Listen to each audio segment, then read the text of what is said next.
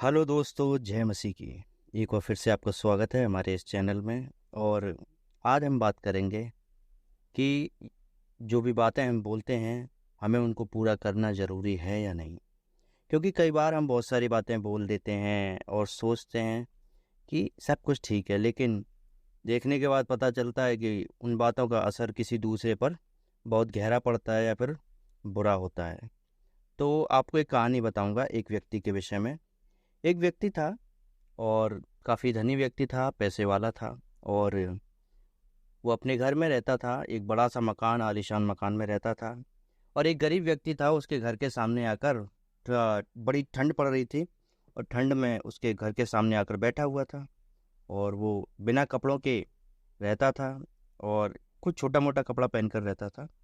तो एक दिन वो अमीर आदमी जब वॉक पर निकला अपने घर से बाहर, तो उसने देखा ये गरीब व्यक्ति और ये बिल्कुल कपड़े नहीं पहने हुए, ये कैसे रहता होगा। तो उसने उससे पूछा कि सर आप एक बात बताइए, आप मतलब बिल्कुल कपड़े नहीं पहने हुए आप कैसे रहते होंगे। कि सर मुझे ईश्वर ने ऐसा ही बनाया है और मेरे पास कुछ भी नहीं है पहनने के लिए, कोट वगैरह कुछ भी नहीं है, तो मैं ऐसे ही रहता हूँ और मैं मैनेज कर लेता हूँ। मुझे तो ऐसे ही शक्ति दी है ईश्वर ने। तो उसने उससे बोला कि आप इंतज़ार करिए, मैं अपने घर के अंदर जाता हूँ और आपके लिए एक बढ़िया सा कोट लेकर आऊँगा जो आपको सर्दी से बचने में मदद करेगा। तो उसने बोला ठीक है, ये तो बहुत अच्छी बात है, आपका बहुत बहुत धन्यवाद। तो वो अंदर गया, वो अमीर आदमी अपने घर में बैठा और उसका फ़ोन आया और कुछ बातें करने लगा। उसने देखा बड़ी बातें हो रही हैं और बातें करते करते करते वो व्यक्ति उस गरीब आदमी को भूल गया। और वो गरीब आदमी उसका इंतज़ार करते करते करते करते काफ़ी समय हो गया। और उसको जब याद आया अमीर व्यक्ति को, तो उसका दूसरा दिन था और दूसरे दिन उसने सोचा अरे मैंने उसको वायदा किया था और मैं क्या करूं, उसको जाकर ये कोट दे आऊं। तो बाहर वो उसको ढूंढने गया और जब ढूंढने गया तो उसने देखा वो गरीब आदमी तो वहाँ पर है ही नहीं जहाँ पर उसको वो मिला था।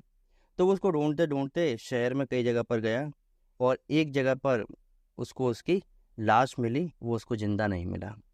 और उस लाश के पास रखी थी एक चिट्ठी और चिट्ठी में लिखा था कि आपने मुझे कोट देने का वायदा किया और मैं आपके वायदे से जुड़ गया। लेकिन उससे पहले जब मेरे पास कुछ भी नहीं था, मैं ज़िंदा था और अच्छे से अपने आप को सरवाइव कर पा रहा था, अच्छे से जी रहा था। लेकिन जब आपने वायदा किया तो मैं आपके वायदे के साथ जुड़ गया और मुझे उम्मीद हुई कि मुझे एक कोट मिलेगा और मेरी सर्दी उससे दूर हो जाएगी, मुझे उससे ठंड नहीं लगेगी।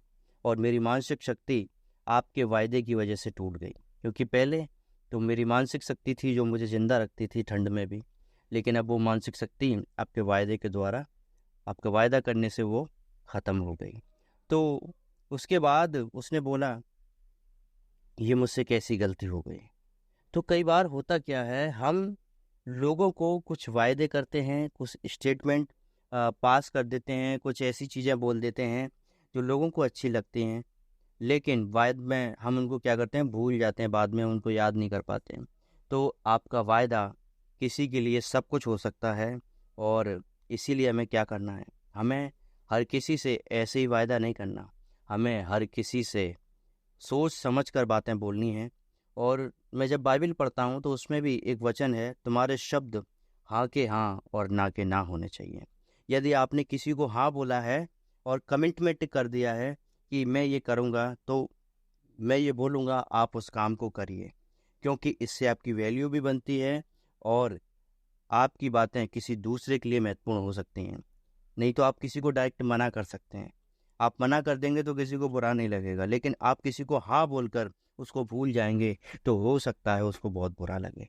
तो याद रखिए, और ये हम सब के लिए एक महत्वपूर्ण सबक है।